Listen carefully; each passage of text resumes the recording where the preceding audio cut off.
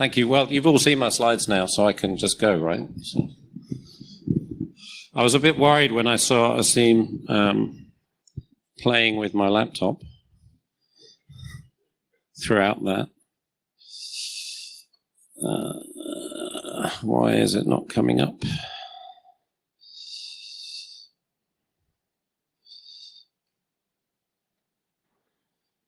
Okay.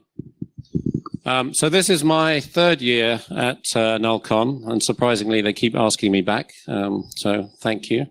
It's the first year I've actually been asked to give a talk. I think I've only done training here, right? I've never spoken. And you know what it's like when you first do something for someone, you don't want it to be the most difficult thing that they can ask you to do. So they asked me to do the keynote, so no pressure, thanks, Antrix. I also really like the community spirit here. I've been part of community hacker conferences like DEF CON for over 20 years now. I run the London DEF CON group, so if any of you ever come to London, we're the last Tuesday of the month. You're welcome. It's open.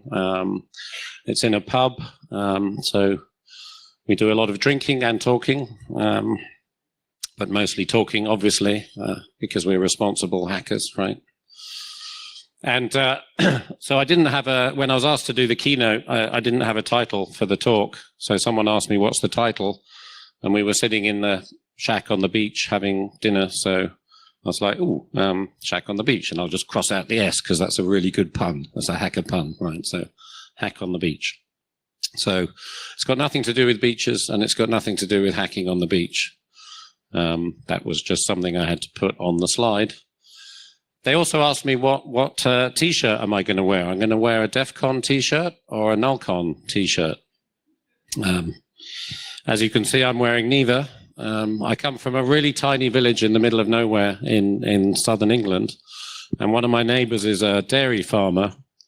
And so he has a lot of cows and a lot, they make cheese. His family's been making cheese for about 300 years. And as a farmer, he's interested in, he has to get up early in the morning and he likes a drink because he's a farmer. And he likes to get up in the morning and not have a hangover. But he also likes free booze. So he's like, okay, I'm a farmer. I've got all these raw materials. I should be able to make my own booze, right? So he tried everything. He tried potatoes. He tried grain. He tried whatever to make vodka. And in the end, he realized his family business, which makes cheese, they have a byproduct when you make cheese, which is whey, which is normally, excuse me, is normally turned into animal feed. So he tried making vodka from that. And guess what? It's really good. So he now makes this stuff called black cow vodka, which is pure milk vodka. And since cows are sacred here, right? That's like holy water. So I thought this was appropriate to wear. And I have some with me. So if anyone wants a taste, come and have some holy water with me after the conference. So that's why I'm wearing this shirt. Okay, so what am I going to talk about? Well, when you give a keynote, you have to give some words of wisdom, right? I'm not sure there'll be words of wisdom. There'll be words, almost guarantee that. I'm going to talk about what's going to happen. I can see into the future. I know everything that's going to happen. And I get to say, I told you so. And of course, I will give you the winning lottery numbers too. Because I can. No, I have no idea what I was going to talk about when he asked me to do this. So I just thought I'd talk about, my experience. I've been a white hat hacker since the 80s.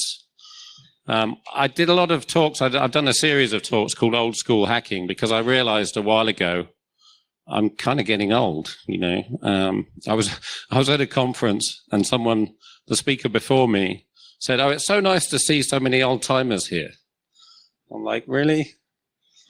Oh, wait, I am old. So I prefer the term old school, not old timer, but basically I am an old timer. As I say, I've been doing this for a long time. So long, in fact, that when I started, we didn't have any of this stuff.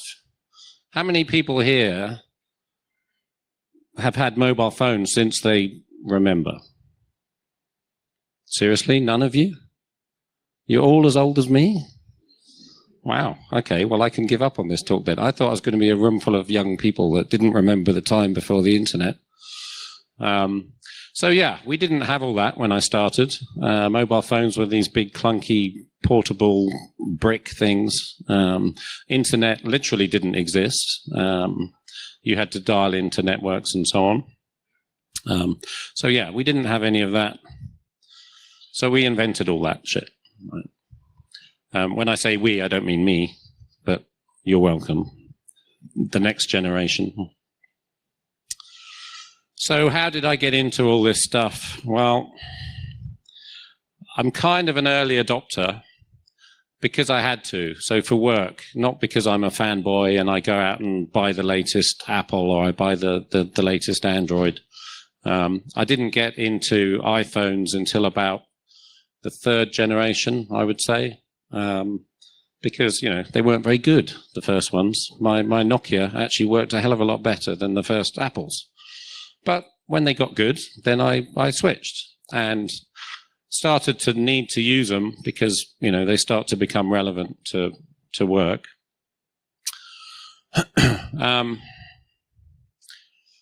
Same with Android. I mean, I think I switched from iPhone to Android on about the third or fourth generation devices when it actually started not being slow and clunky and crashing all the time. And I preferred Android because of the more open environment. So I'm a very much an open source guy. Pretty much everything I do, I publish if I can. So you'll find a lot of my work on GitHub. I've been, you know, giving talks for, as I say, about, well, not the full 20 years. In fact, in the early days at DEF CON, so in the opening slide, you'll see my name was Adam Major Malfunction Laurie. So I'm known at DEF CON as Major Malfunction. So that's my handle.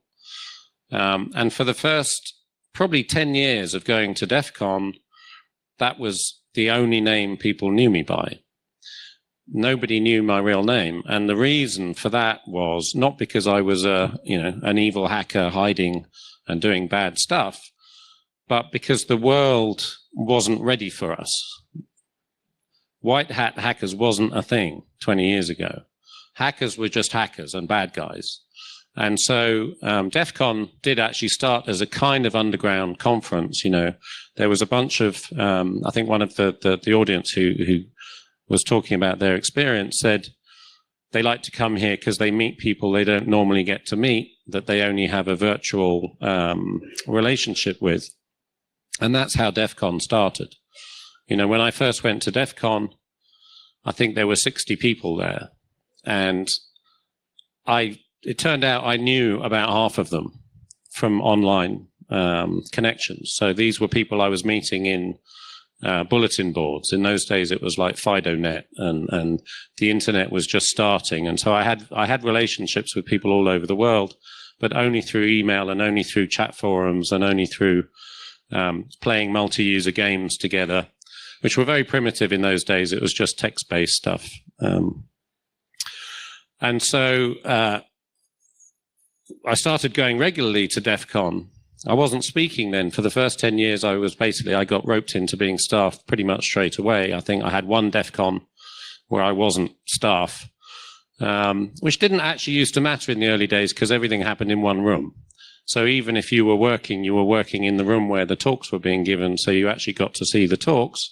And I started on the network team, and then I migrated to, I created what I called jokingly QM stores, which is a quartermaster stores. And basically that was the cupboard in my bedroom at the hotel where I just put stuff that needed to be put away at night. And that grew and grew and grew and grew. And now I have a staff of 18. And we load in 6 full Arctic truckloads of equipment, I think 70 pallets stacked about 8 foot high each of gear. And that's what runs DEF CON now. So I'm busy. I'd sit in a room throughout the entire conference, never see any talks. But anyway, I will ramble, by the way. This is what I do when I get started. So for the first 10 years, I couldn't tell anyone my real name because I was afraid that if my customers in the UK heard that I was going to a hacker conference, then they wouldn't trust me anymore, and I would lose my clients, and my company would get in trouble for going to hacker conferences and so on. So literally for the first 10 years, I had to go in secret, kind of. Happily, that's all changed now. And I think, DEF CON is in a large way responsible for that. We had a lot of pushback from vendors originally. We would publish stuff and they would get upset and there would be lawsuits, and you guys are getting that now. And I guess this industry is fairly new over here, and so you're going through those same growing pains where the government and the industry don't understand that this is actually, there is such a thing as a white hat. There is a good reason why we should be hacking stuff, and actually it's for everyone's benefit in the long run. And it took a long time for the industry in the US and in the West to understand that, but they did in the end. And the big change came one year where Microsoft came along and they said, well, we're going to release a new version this year, and every time we do it, you guys just hack the crap out of it. So rather than doing that, this time we're going to tell you in advance what our plans are, and please give us some feedback. And that changed everything. And then all the other vendors started doing the same, and they actually set up a security at Microsoft.com and so on. And that was all new in those days. So, so I've seen it kind of evolve. And as I say, it looks like it's evolving similarly over here now. So basically, the reason I poke around in this stuff is because I need to use this stuff for work. I need the stuff to work and to actually be secure. So again, why are you hacking my product? Well, because you said it's secure and it isn't, and I need it to be. So I started life working for a database company. I was in the integration and support and distribution department. In fact, I ran it. And again, this is going so far back that machines didn't have any kind of standard. There was no standard floppy disk format that worked in every machine. So when we wanted to distribute our software on a different brand of PC, I had to figure out how to copy the data onto that particular PC's floppy disk format. And unbelievably, mag tapes. There was no such thing as a CD or a DVD. There were no USB sticks, no internet. We didn't even actually have wired networks in the really early days. So out of that spun off a business. So I realized a lot of our customers had the same problem.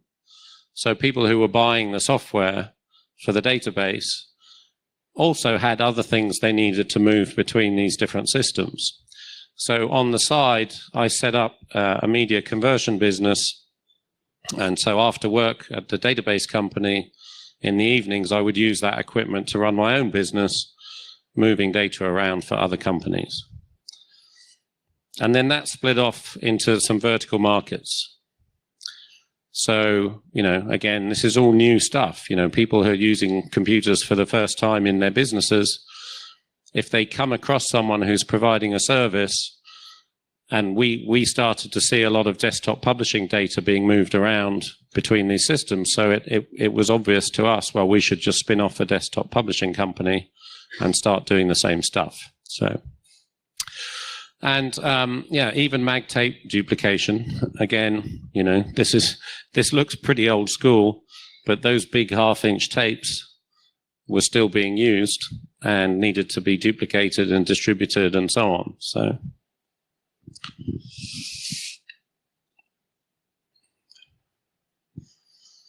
and I got into batch printing. So you would get a database and you print off letters individually addressed and so on. Again, pretty everyday stuff these days, but then it was new. No one was doing it. Floppy disk duplication. So back in those days, when you bought a computer magazine, there would be a floppy disk stuck on the front. and it would have the latest games or demos or whatever. And so my company was mass producing those. So we would get a master disc and then we'd produce 50,000 or 100,000 copies of those discs, which was, yeah, a terrible idea in my office, because we actually were on the top floor of a building that just had a single man lift. And so we were constantly loading these, tens of thousands of floppy disks into this tiny little lift, taking them upstairs, duping them, taking them down again. It was a nightmare. But that led to CD mastering. So basically what happened with the magazines is they started putting so much content on that you would end up with 2 or 3 floppies on the front of every magazine in order to try and put as much as you could on there. And it was too much. So anyway, when CDs came along, I proposed to one of the magazine companies that we should actually put a CD on the front of the magazine. And in order to create that CD, I started working with a company called Nimbus Records, who are one of the first companies in the UK to produce CDs. And this is where it started to get really interesting, because in order to actually produce a CD that would be useful to enough people to make it worthwhile, we had to actually look at the low-level format of the CD and say, well, is it possible to produce a CD that if you stick it in a Windows machine, it's going to work, and if you stick it in a Mac, it's going to work? Again, this sounds fairly mundane now. It's a standard thing, but there was no standard at the time for doing that. So we had to get right down and dirty and start playing with the low-level data to figure out how to do that. And when I was doing that, talking to the guy at Nimbus Records, he basically said, he taught me how it all worked and the low level on a CD worked. How many of you know how a CD works? A few, getting a few nods. Okay. So it's like a record. You've got a spiral track on the CD, and the motor is variable speed. So that the data bits have to go past the head at the same speed, regardless of where on the disk you are. Now, obviously, if the disk was spinning at the same speed, the outer tracks are going to go by way faster than the inner tracks by the time you get out there. So the motor varies speed. And it does this because the track is not a perfect circle. It's actually wobbling the whole way. It's like a wavy line. And so the head has to do this in order to follow it. And it does that at a particular speed. And by maintaining that speed and varying the speed of the spin in order that that wobble stays at the same rate, you get your variable speed spin.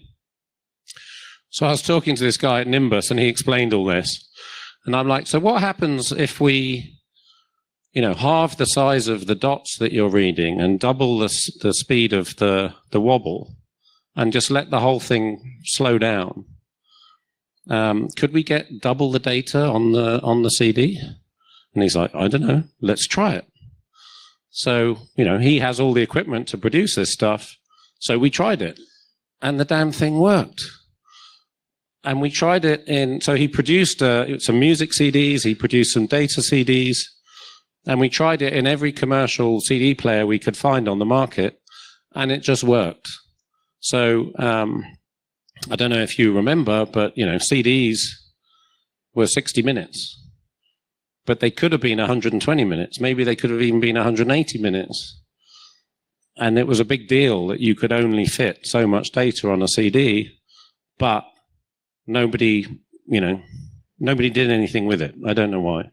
So we could have had double-sized CDs right from day one. The other thing I came across, which at the time was interesting, so read-write media had just come out, so burnable CDs. And there was a lot of stuff in the press about, are you going to do your backups to a burnable CD and then lose them? Because how long is it going to last, and so on. So there are all these tests and, published articles saying, oh yeah, we've tested it all, it lasts 10 years. So I actually did an experiment. I burned, I think, about a dozen CDs, and I just left them outdoors in the sunlight So in a waterproof case, so it wasn't going to get wet, but just sitting in the sun. And then every week we would bring one in and we would try and read it, or we'd bring a bunch of them in, try and read them. And after about 6 weeks in direct sunlight, they started failing. Even though these reports basically said, no, they'll last 10 years. We've done these tests on the ink. It's going to last 10 years. But they had completely fudged the test. They basically did the testing on unused media. So if you take a blank disk that's never been used, yes, that ink will last 10 years. But the way a rewritable CD works is the laser actually breaks down the compound and changes its structure. So once you've actually written to the disk, then sunlight does affect it. So the whole rewritable CD industry was based on a total lie, basically. So anyway, playing with CDs led me to understand a lot about how stuff worked under the hood. And as C mentioned, I ended up writing the first CD ripper, which was called CD Grab. And I had a lot of discussions at the time with, knowledgeable people in the industry who said, well, it couldn't be done. You can't read data from a music CD. That's just not how it works. And, to me, that made no sense. I'm like, well, the whole point is it's digital data. So clearly, if there's digital data on this disk, I should be able to just get the bits and bytes off. So I had online arguments with some guys, and some guys from Sony said, no, it doesn't work like that. You can't do it. And then one of the CD manufacturers came along, the guys who made the CD drives for PCs, and said, well, we'd be really interested if you can get it working. So, here's some equipment, and here's the source code for our driver. And in those days, you had to load a shim under DOS called MSC-DEX, which was the CD sort of man-in-the-middle module for Windows or for DOS that allowed your software to talk to the CD drive. And when I looked at their source code, I realized that they were actually deliberately blocking. So there was a 1-bit setting which said this is a music disk or a data disk. And if it saw that bit was set for music disk, then it refused to pass any data. So literally I had to make a 1-bit change or 1-byte comparison change to the code to switch off that check, and bingo, it started sending me data. So I was able to produce software that could actually read raw audio directly from the disk. This was really back in the day, so before open source was a big thing, and I didn't understand the open source model, hadn't really heard of it.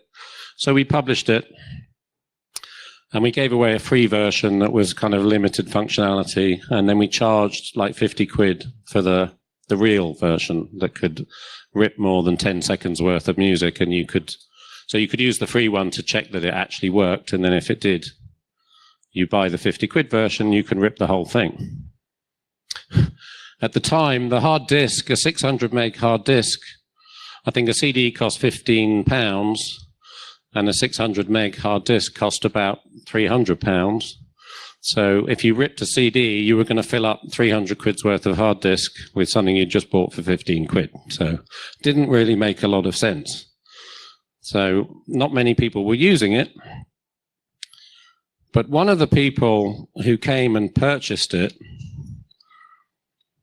was building a satellite radio station.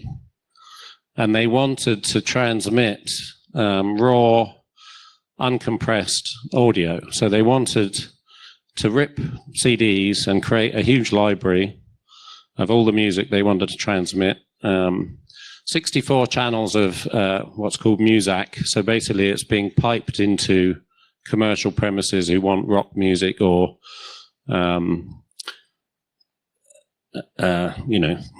country music or whatever, piped into their business.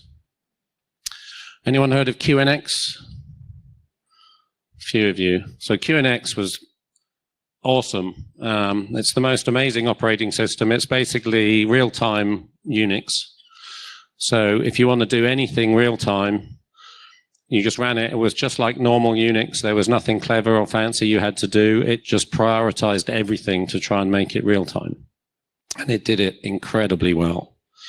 I think they were bought in the end by BlackBerry or RIM. I don't know what's happened to it since. Does anyone know? Is QNX still around? Yeah? Still awesome. I love QNX. I haven't got to use it for anything else, but it saved our bacon on this job. So yeah, this was an interesting project. The good side of the project was they were up against a really tight time scale because they had just pissed away 2 years of time that they had to get this thing going. They already had an uplink running in the US and they needed to bring it to the UK, and they had just failed. They'd just failed to do it. So their vendors were saying to them, oh, you need bigger tin, you need more, processing power. And I was called into this meeting because they had, they'd bought CD Grab in order to grab the music, and they'd told me what the project was, and we'd had a chat about it, and he'd explained they're doing this thing with 64 channels. And I was like, wow, that's a lot of data. Are you sure you're going to be able to push that through a single server? And he's like, yeah, no, the vendors assure us it's going to be fine. So he called me to the meeting, and this was like, a few days later, this was the sign-off meeting where they were about to hand this vendor a check for like millions of pounds to provide all this hardware. And this was just the, meet and greet and everyone smile and here's your check and let's get going. And so I went to this meeting and I drew a little diagram on the whiteboard, and I'm like, okay, so here's your server with its 1 10 megabit network port, and here's your uplink, and you're going to do, what is the number? 75 frames a second of 232,352 bytes. That's 176K per channel, K bytes per channel. And you got 64 of those. So basically you need 128 megabytes of data to go through this system. In those days, that was a seriously big deal, okay? We had 10 megabit networking at this point. So they put the check back in their pocket and they left the meeting, and the vendor was very unhappy. And they said to us, help, what do we do? So anyway, we got the project, and because they were so desperate, and it was a big, conglomerate of multinationals, they had a lot of cash, and they were just like, just do whatever it takes, spend the money, get it done. So we were just buying equipment and testing it. We didn't have to scope anything. We were just like, well, maybe that will work. Right, buy one, get it here, let's test it. So that was quite fun. The other thing that came out of that is we needed a programming team that worked on a big project in a very short time span. And so this is where, again, this is before the internet and before, that level of communication was common. We actually had teams all over the world. So we had a team in Australia, we had a team in the US, and we had a team in the UK. And so we were able to work around the clock 24/7 on this project. And we had like shared code repositories and so on. And again, this is before GitHub and so on. So this all had to be kind of invented on the fly. How do we do all this stuff? But it was great, to see that evolve and to get that kind of process working. So the bad side of this was nothing actually worked as advertised. The manufacturers of the network switch, again, this was a big deal at the time. We found someone who had a 128 port, 10 megabit switch, and they claimed that you could absolutely, you could push the full 10 meg through all 128 ports all the time and it would just work, no problem. That was a lie. the thing crashed as soon as we actually had more than about 20 channels going. And it turned out that all the testing they had done was to do with number of packets. So they were sending packets. We could never get them to tell us, well, how big were those packets? We can do a quick bit of maths and work out how much you're pushing through this switch. But all of the tests they'd ever done and all of the proofs they had for their performance were to do with numbers of packets, not actual data throughput. So that was painful. There was a very, very, very expensive switch, and they basically had to shut down manufacture of the switch and redesign all their VLSI chips and so on to make it work.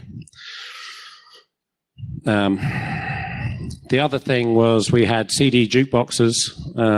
Each jukebox had 4 players in it. So we were ripping CDs. This is kind of funny. We were ripping CDs, but because of the cost of hard disks, we were then burning them back to data CDs. So you had a music CD that was converted, the exact same music, back onto a data CD as files instead of a Redbook audio. But we then had these jukeboxes, which had 500 discs in each jukebox and 4 players. And again, it didn't work as advertised. It turned out that every time you sent a SCSI command to the device, it would have a 10-second pause while it thought about it, which was not good. And then what came out of that was, of course, the vendors just tried to blame us and say, well, it must be their software. It must be, our equipment works. It's not our fault. And so we then had to get into these really ugly showdowns where we're like, no, we're now going to prove that what you're saying is rubbish. And so they would bring in their poor developer who would sit there, and we would have to humiliate the guy and say, look, this is what he did wrong. And so, yeah, that wasn't pleasant, but that's the way they played the game.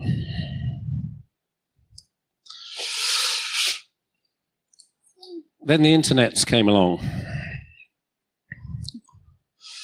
So we published this bit of software called Apache SSL, which was the first secure web server software. And at the time, again, kind of hard to believe, but it was considered, strong crypto was considered a munition of war. So basically taking strong cryptography, by the US anyway, taking strong cryptography across the border in or out of the US was like taking a nuclear weapon across the border. And I don't know if any of you remember, do you remember the T-shirts that say it's just an algorithm? Yeah, so we used to wear shirts with the algorithm on it and cross the border as a joke, going, look at me, I'm taking a munition of war across the border. But it was a serious thing. They didn't want strong crypto to be exported out of the US, which is why Apache didn't have strong crypto in it in the first place, because they weren't allowed to. So they published Apache with modules, so you could plug in a module. So we wrote the SSL module for Apache. And then we went to the British government and we said, so what's the deal? I mean, if the US don't allow it to be exported from there, is there a problem with us exporting it to them or generally? And I think it was the Department of Trade and Industry, and they said, well, we don't know. We can't give you a definite answer on that, but for now it's fine. Just keep track of everyone who downloads it. And we're like, really? How do you do that? And what happens if you suddenly decide it is bad? So luckily for us, I mean, we did start distributing it ourselves. We just set up an FTP server and we're like, well, we'll keep the logs. We can tell you what IP downloaded it and that they logged in as FTP, password anonymous. But can't tell you who they are. So anyway, Oxford, I think Cambridge University came along and said, okay, well, why don't we put it on our servers? And then if there's any problem with anyone saying you're not allowed to export this stuff, then that'll be a good, useful training exercise for our law students. And we'll just give it to them and they'll defend you. And we're like, cool. And then Oxford came along and said, oh, okay, well, if Cambridge are doing that, we'll do that too. So you can put it on our servers too. So in the end, we had Oxford University and Cambridge University doing the distribution for us, and the nice cozy umbrella of their legal departments saying they would defend us in the case it all went horribly wrong, which was lovely. And we got squillions of downloads and it became huge, and we had 70% of the world market for secure web servers. And again, you know, Microsoft and the rest of the world had the share of 30%. And actually, again, I don't know how many of you remember, but Microsoft were actually quite late to enter the internet market. They believed that their network, so MSNet or something, was going to be the thing, and the internet was just a passing fad. They refused to even put TCP into the Windows stack for years. So, you know, it was kind of weird to see that Windows, you had to buy plugins to actually connect to the internet. But anyway, we did all that, and it was huge, and we were, you know, shipping squillions of copies, but it was open source and it was free. So, yeah, we didn't become millionaires overnight, sadly. But what we did do is get a lot of interesting work from it. So the first bank to go online came to us, and they were Scottish Bank. And that picture, the lady on the left is Amanda Lamb, who was the face of the bank. And she was this very modest, you know, wearing a shawl. It was called Scottish Widows. So she was like the Scottish widow, and it was all very modest. She was on lots of TV ads, and she was very famous for doing it. And then for some reason, she decided to do a bikini shop. Don't know why. I mean, it wasn't porn. She wasn't naked, but it was a bikini shop. And she got in a lot of trouble for it. And I think she actually got sacked. So they didn't use her anymore. But at the time, we had a continuous paper printer, and we managed to get a high-resolution picture of it. And so I printed a full-size picture of her in the bikini, and I took it to the Scottish Widows headquarters. And in their main server room, on the back of the door, was this full-size picture of Amanda. And we always used to say, you know, we're going to Amanda's if we had to go to the data center. And we just thought it was funny that none of the bosses who had sacked her knew that they had the bikini shot in their server room downstairs. I don't have that picture anymore, but when I was trying to find it for this slide, just don't search for silver bikini on the internet. Some things can't be unseen. Okay. And the other one we did that was really interesting was the first telco to go online. So one of the really big networks in the UK decided to have a look at this funny internet thingy, and they started a project. And what happened was really surprising to everyone. I think in a period of 2 years when we worked on the project, the guy who had basically had to be strong-armed into doing it because everyone thought it was a dead end. And like he thought he was committing, you know, business suicide by going into this department who was going to do this silly little internet project. It became more important than any other business that phone company was doing. And he ended up as the head of the company. So he ended up taking over the entire telco. So that was really interesting. And that happened over 2 years. You know, he went from just being a management guy to being the boss. So that's how important the internet had become. Who knew? And then because we were getting all of these jobs, and we were being asked, well, now you've created this, and security had always been a thing for us because, you know, we'd seen it all grow from the ground up. So we were used to having to look under the hood at everything we were working with. And so we had always focused on security.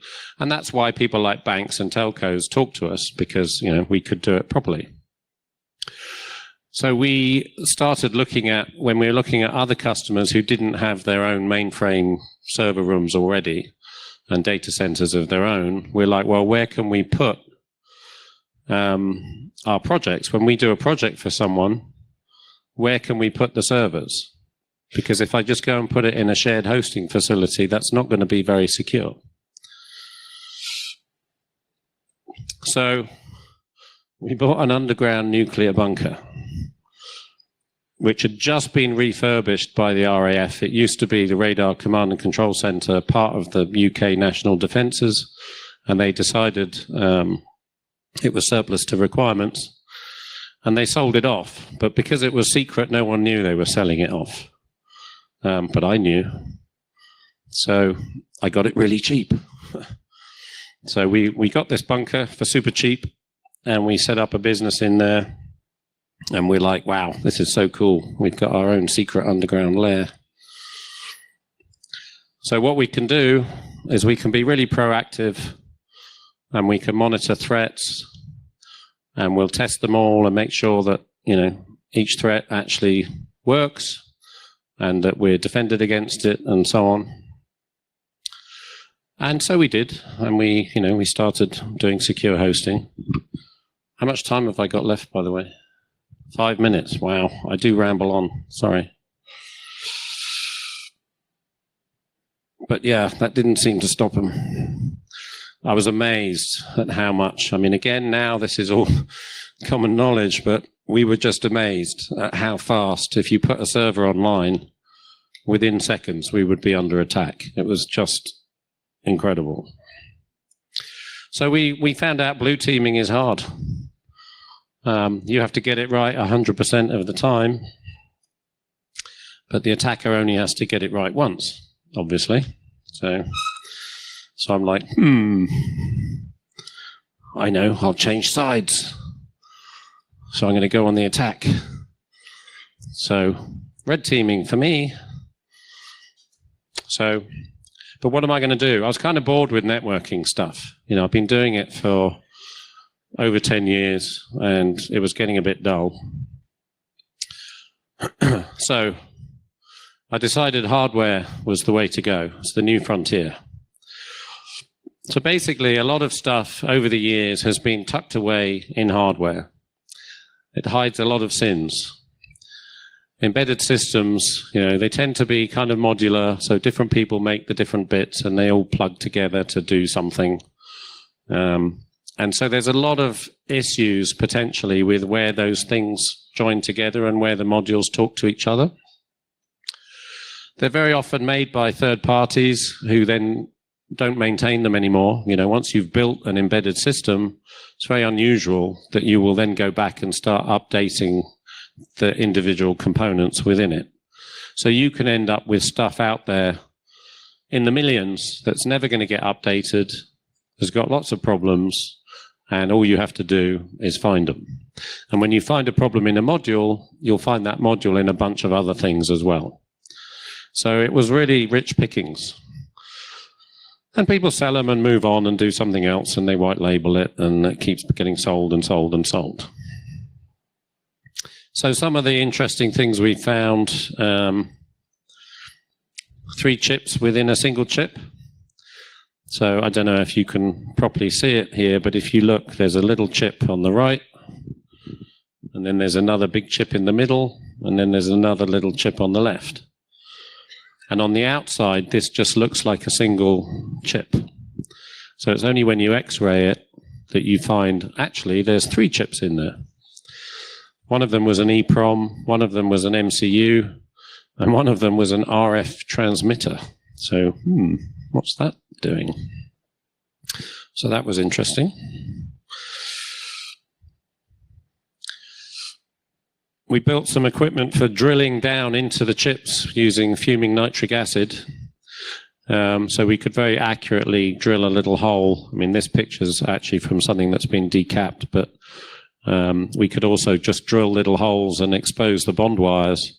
So you can then tap in and watch the conversation. So on that particular, the 3-chip, we drilled down to the wires between the EEPROM and the MCU, and then we were able to watch the conversation going on between the EEPROM and the MCU. So the data that the manufacturer thought they had kept entirely secret, there were no pins on the outside of this chip that gave you access to the EEPROM, but there were obviously pins inside that gave the MCU access to the EEPROM. And so the hardware guys thought, well, it's hidden in a block of silicon. You can't get to that. We don't need to do anything secure here.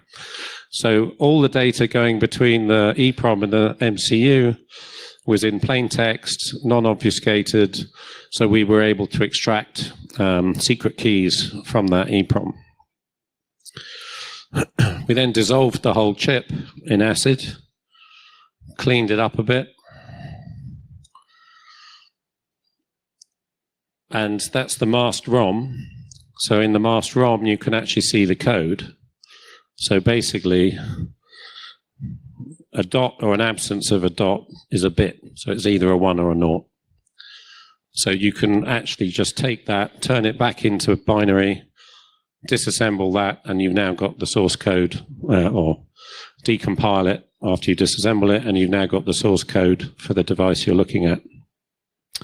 So that was pretty awesome. We managed to completely reverse that entire system. And again, not particularly uncommon these days. There's a lot of old hardware out there that's behaving in the same way.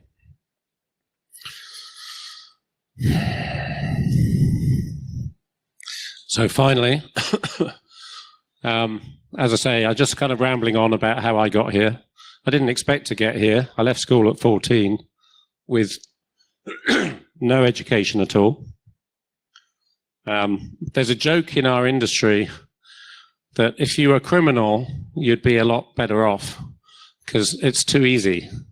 I mean, seriously, if we were doing this as criminals, we would all be rich and lying on a beach somewhere. Oh, wait, I am at a beach somewhere. So, yeah, I mean, I just wanted to say, you know, I meet a lot of people in this industry who didn't know they were going to get into doing what they're doing. They just kind of stumbled into it, which is what happened to me. But yeah, keep on hacking. Thank you.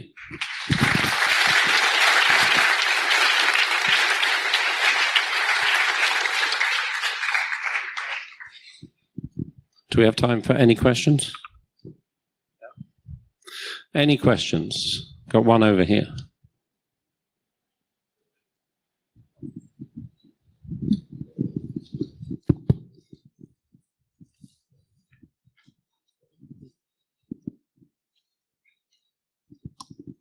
Thanks, Adam, for the presentation. Real quick question regarding the silicon chips. How applicable are those today? How common are the chips today? The technique that you did to drill down to the silicon chips and read them. It's still very effective. I mean, tapping onto bond wires applies to pretty much any chip that's out there now. The equipment to do it is quite expensive if you buy it. I mean, I think you can buy a machine that will do that kind of drilling for about 20 grand. We built one for a couple of £100. You know, my hardware partner, Zach, is very good at that kind of stuff. And he invented his own machine we called the decapinator. I wouldn't go near it personally because it's dangerous. Fuming nitric acid will kill you. So you have to be careful, but it can be done, yeah. And cool. I think it's very relevant still, yes. Thanks. Anything else? No, I think everyone's leaving anyway, but thanks again. Cheers.